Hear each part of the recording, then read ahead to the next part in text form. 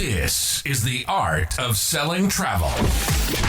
We're diving in to give you useful and practical tips on how to make more money starting now. We're pulling back the curtains on the best sales strategies to show travel professionals how to close more sales and create raving fans. Helping travel advisors master the art of selling travel. You can't market your way out of a selling problem. This is the art of selling travel.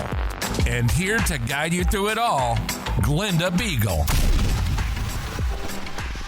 Welcome back. So as we wrap up our three-part series on fees, I wanted to ask you a really important question.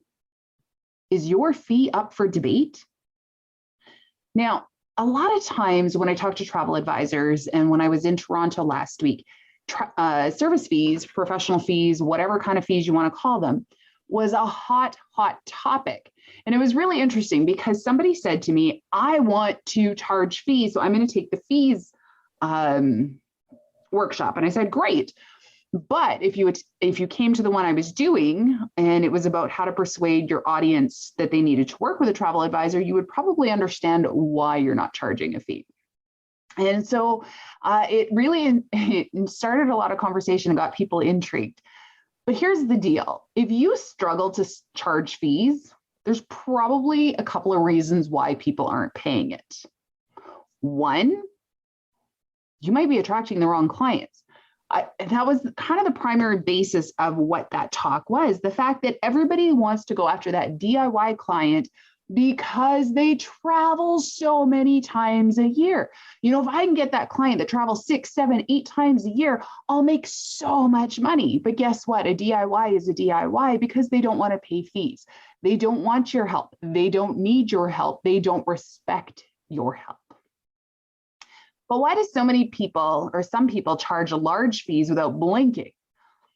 And you might be one of those ones that struggles. Maybe you can only get a small fee. Maybe you can't even charge fees at all. Or better yet, maybe you've told yourself nobody will pay your fee.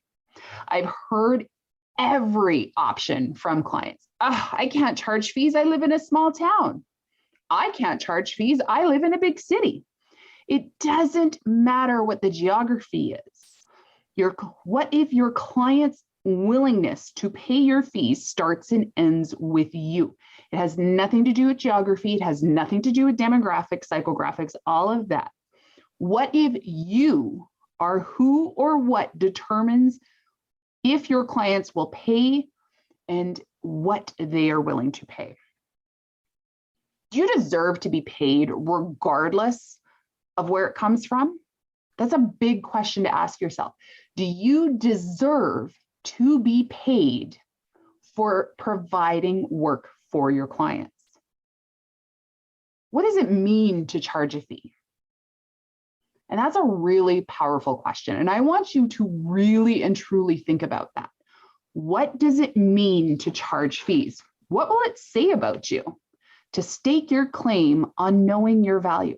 What does it say about you to charge a fee? Who cares? You're the only one that's going to matter to. You are standing between yourself and making the money you deserve to be making because you're telling yourself that there's some unwritten, unread, anything rule that you can't charge fees.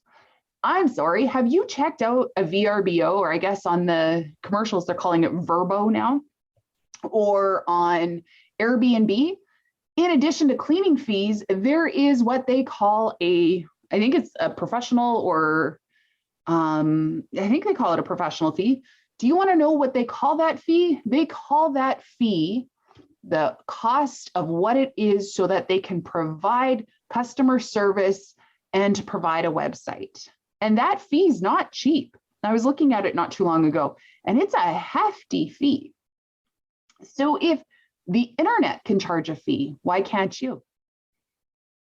What is it that's stopping? Because here's something that's really, really important to think about. If you're not confident enough to charge a fee, or confident enough to ask for the fee, why would they ever feel confident in paying your fee?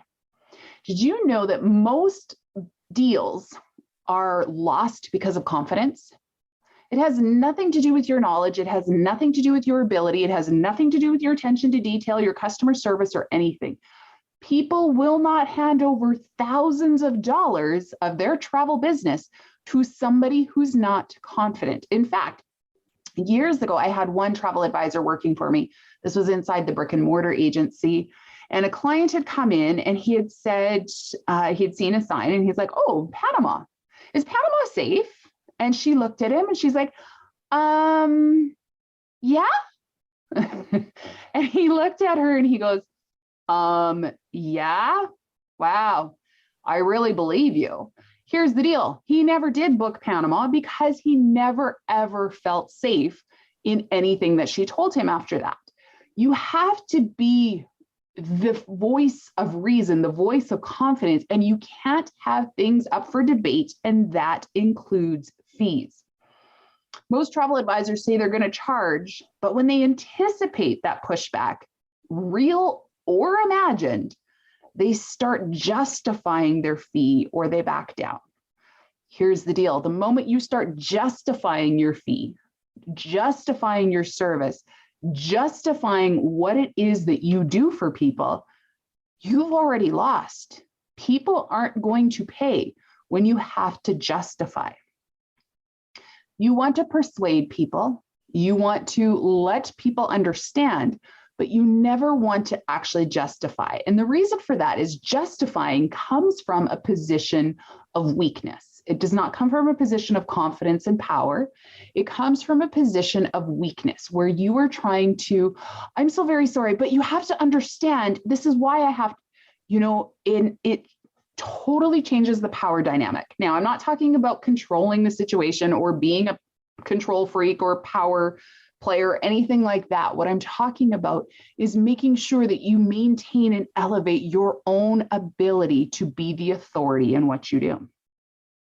When you believe to your absolute core, there is no question, there is no debate, and 95% of all of those inquiries are going to pay. About those other 5, don't worry, you probably dodged a bullet. In fact, over the years, my worst clients, the ones that second guessed me, the ones that questioned my abilities, the ones that made me quote 87 times over, and best yet, ended up ghosting me, were always the ones that I didn't charge a fee to. A lot of times I hear from travel advisors, "Oh, I hate it. I did my itinerary. I sent them the quote, and then they went and booked online." And it builds such a level of resentment that you then end up carrying over into the next client, and then the next one, and then the next one. Instead, if you charge them a fee for doing all of that work right up at the front, you're going to stop that resentment. You're going to stop feeling like you're being taken advantage of. For every travel advisor that had to give back even $1 of commission during this last year and a half, 2 years, my question for you is, why are you not charging fees?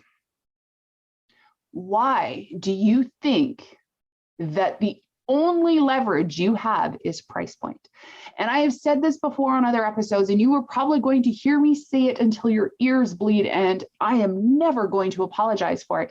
But there is no prize for being the second cheapest. When people are attracted to a price point, they are loyal to a price point. They are never going to be loyal to the person selling it.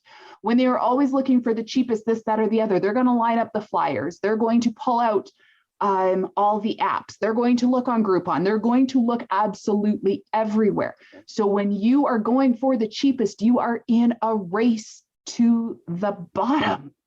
Why are you going to let that be how your business model runs? Don't let your fee be up for debate. Let them know what makes you the expert. Let them know what makes you the authority. And best of all, let them know why working with you is an absolute no-brainer. You are a professional.